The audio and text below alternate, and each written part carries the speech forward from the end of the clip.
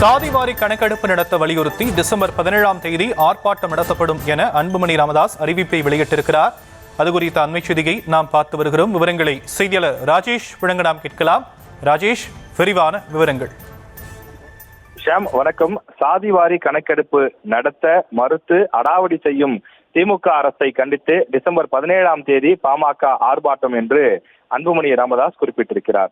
இந்தியாவில் பல மாநிலங்கள் சமூக நீதியை பாதுகாப்பதற்காக சாதிவாரி மக்கள் தொகை கணக்கெடுப்பை நடத்தியுள்ள நிலையில் தமிழ்நாட்டை ஆளும் திமுக அரசு மட்டும் சாதிவாரி மக்கள் தொகை கணக்கெடுப்பை நடத்த மறுத்து வருகிறது என்றும், சமூக நீதியினுடைய தொட்டில் என்று போற்றப்படும் தமிழ்நாட்டில் சமூக நீதியை சிதைத்து படுகொலை செய்யக்கூடிய முயற்சிகள் நடைபெறுவதாகவும் அவர் குறிப்பிட்டிருக்கிறார்.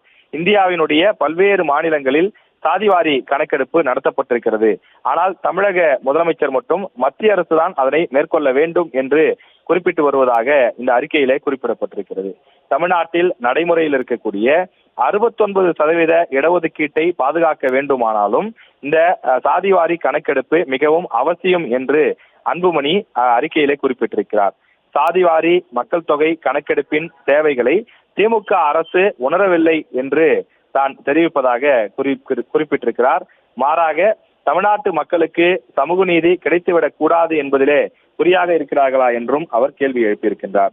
1989ஆம் ஆண்டில் தொடங்கி 2021 வரை தமிழ்நாட்டில் சாதிவாரி மக்கள் தொகை கணக்கெடுப்பு நடத்துவதற்கு 3 வாய்ப்புகள் ஏற்பட்டதாகவும், அந்த வாய்ப்புகளை ஏற்படுத்தி கொடுத்தது பாட்டாளி மக்கள் கட்சி எனவும், ஆனால் அந்த 3 வாய்ப்புகளையும் சிதைத்து சாதிவாரி மக்கள் தொகை கணக்கெடுப்பு நடத்தாமல் தொடர்ந்து திமுக செய்து வருவதாக காட்டமாக தன்னுடைய அறிக்கையிலே அன்புமணி குறிப்பிட்டிருக்கிறார்.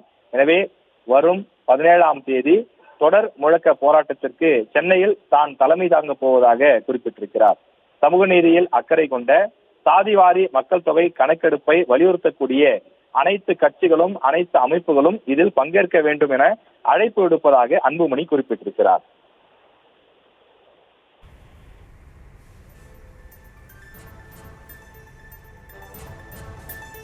விரிவான விவரங்களுக்கு நன்றி ராஜேஷ்.